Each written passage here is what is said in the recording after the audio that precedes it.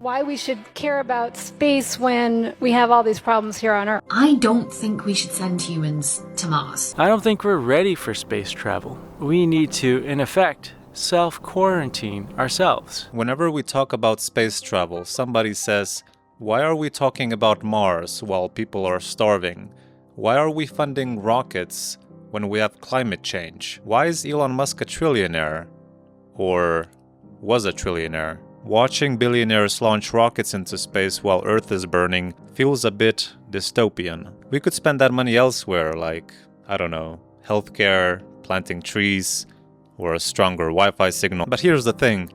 It assumes that these problems, space travel and Earth problems, are competing projects. Earth's biggest problems are not caused by lack of money. Currently, the world produces enough food to sustain about 10 billion people, while our population is 8 billion people. The problem is not lack of production. The problem is about logistics, waste, politics, conflict, not food production. And when talking about poverty, the global GDP now exceeds $100 trillion. And despite of that, poverty still exists. It's not about lack of wealth, it's about bad distribution and institutions. Concerning climate change, the entire global space industry is about 600 to 700 billion US dollars per year. The global fossil fuel subsidies are around $7 trillion annually. So humanity isn't failing to solve climate change because of rockets. It's clearly just a tiny speck of our resources being spent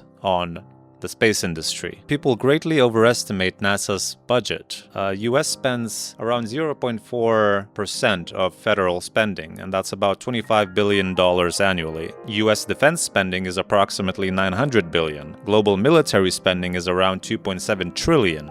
A useful comparison is that people spend more on their pets or alcohol than on space exploration. I think one of the biggest arguments for going to space and spending all this money on space is that a lot of technologies are built and invented because of our endeavors in space. One of the most obvious examples is GPS. GPS technology contributes hundreds of billions of dollars to the economy. People don't realize that logistics, food distribution, banking, aviation, it all depends on GPS. And it's a technology that was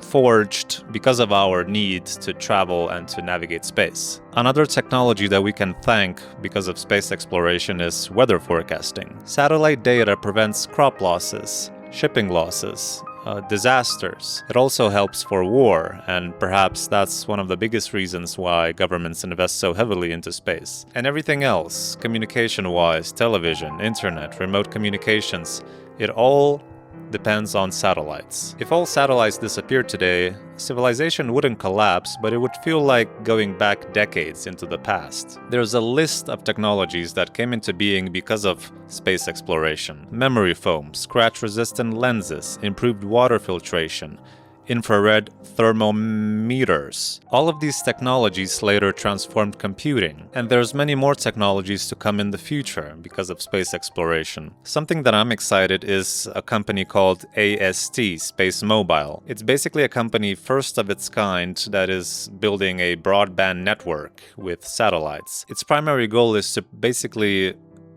eliminates Wi-Fi dead zones worldwide, allowing people to make calls or to send text and use data from remote areas, oceans, or top of a mountain if you wish. I myself live in a remote area. That idea that you could just connect to the internet anywhere at any time is very futuristic, I would say. So that's quite exciting. We covered how space exploration contributes to our technological advancements here on Earth.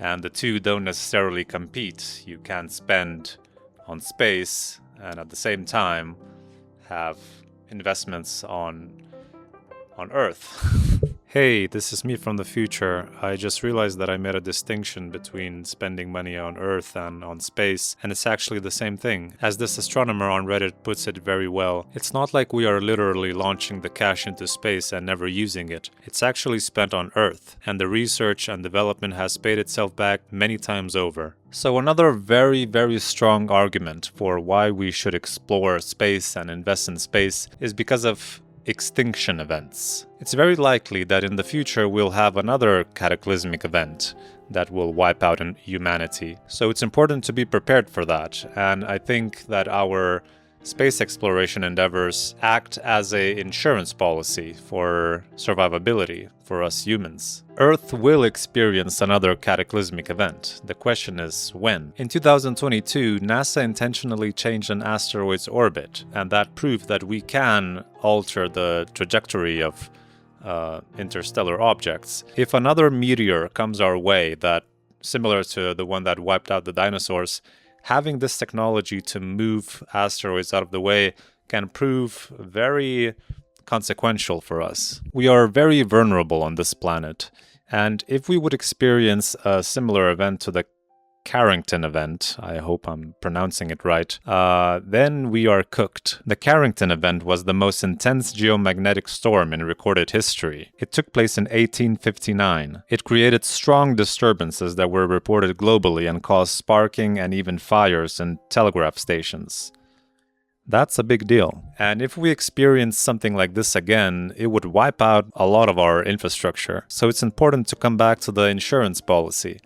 And space seems to be that insurance policy. There's many more scenarios where humanity would be just wiped out off the face of the Earth. Supervolcanoes, nuclear exchanges, especially with the geopolitical situation now, that is quite a possibility. So it's important to have a plan B, I would say. Putting all of humanity on one planet is like keeping all of your backups of your life's work on one hard drive. I think that in general, eventually every civilization faces the same question.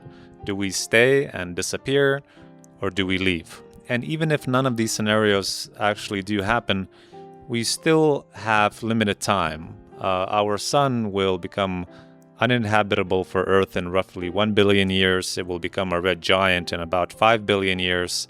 So the time is ticking. Okay, so despite the technological aspect and the survivability aspect, space and space travel inspires humans. We are inspired by the possibility to go and explore beyond our immediate horizon. After the Apollo program, millions of people were interested in STEM. A lot of people got into engineering and physics because of these endeavors of us traveling to space. Some historians call this the Apollo effect. There's this natural thought process that by launching rockets into space, we are not, or we are doing a detriment towards climate change here on Earth.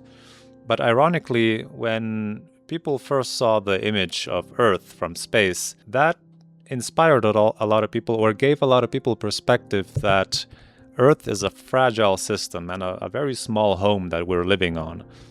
And people gained a better perspective, and space exploration helped to create the modern environmental awareness altogether. So the final thesis is this. We don't solve Earth's problems by stopping space exploration and funding more of our endeavors here. We support the developments on Earth by engaging in space exploration and launching rockets and improving technology, and because of those launches having technological trickle down into the broader economy down here. The two don't have to be separate. And in fact, by engaging in space travel, while engaging in the space industry, we have better chances for survival, for improvement, and for just overall thriving of the human project. I hope you liked this video. I like to talk about these topics and just give my opinion on it, and I hope to see you in the next video.